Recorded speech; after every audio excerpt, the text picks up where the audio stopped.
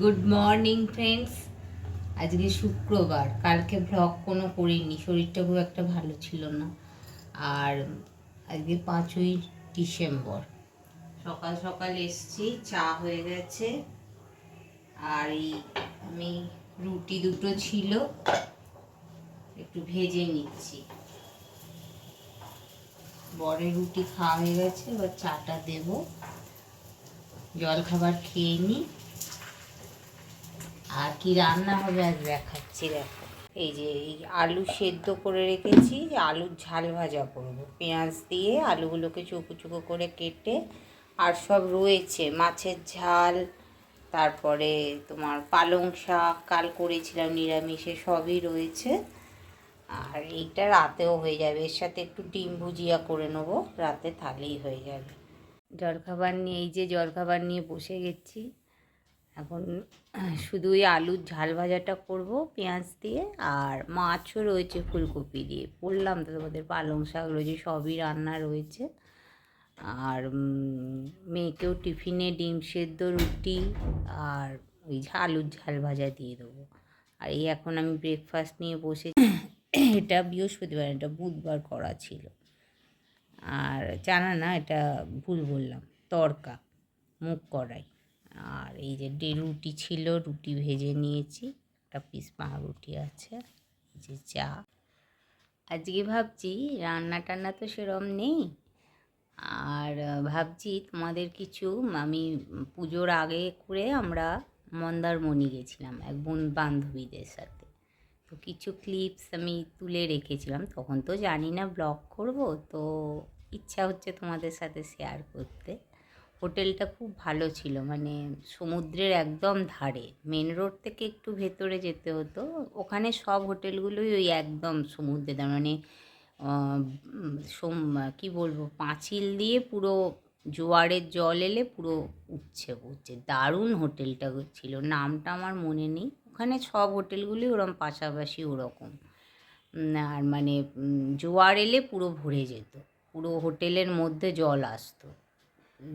মানে একটা ক্লিপ তুলেছিলাম, পুরো পাঁচিল ভেঙে আসছে জল, সেই।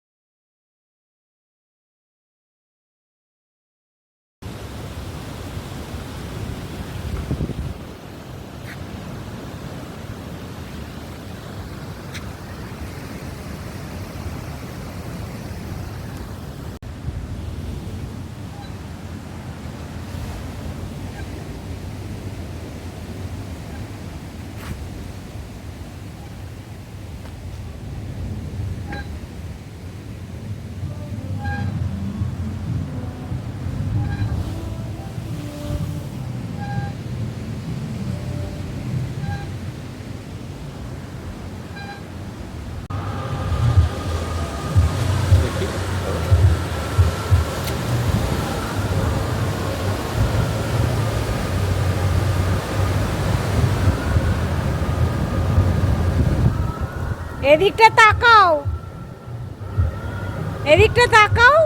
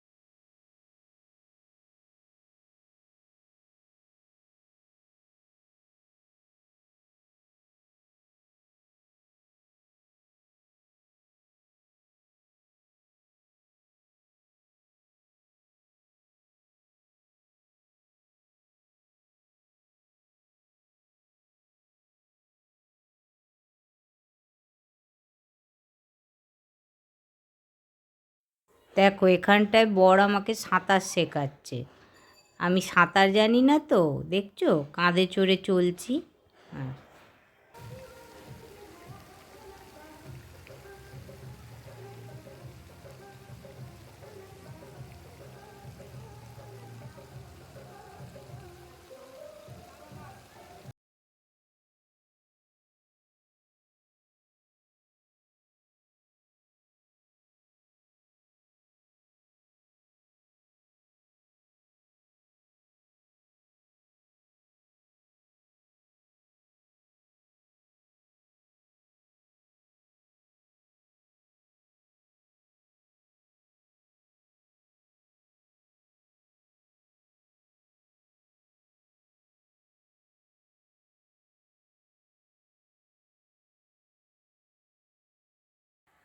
দেখলেই তো, কিছু কিছু ক্লিপ বাদও দিয়েছি, আহ, যেটা মেয়েরা চায় না।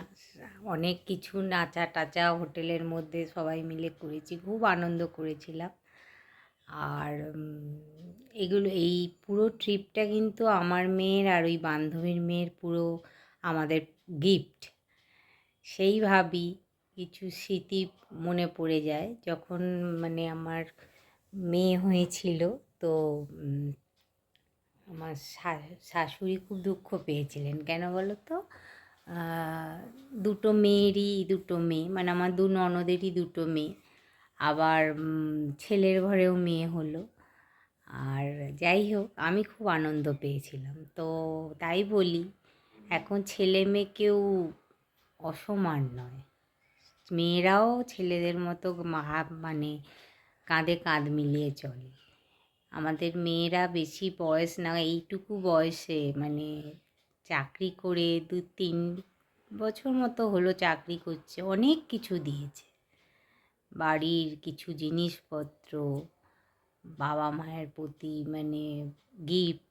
আবার 2024 সালে যেন মার্চের দিকে কাশ্মীর গেছিলাম, সেও কিছু ক্লিপ দেবো পরে।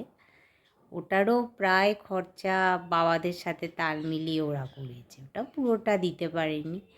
সেই ভাবি যে ছেলেমেয়েরাই আমাদের বাঁচার অক্সিজেন, তাই না? এক সময় একাকিত্ব ফিল করি এই সময় মধ্য বয়সে এসে, যে যার কাজে ব্যস্ত, কিন্তু এরাই বাবা মাকে আনন্দ দেয়। যাই হোক, আশা করি ক্লিপ মানে ভিডিওটা দেখে খুব আনন্দ পেয়েছেন আপনারা। আর এরমভাবেই আনন্দে জীবনটা চলে যাক, তাই না?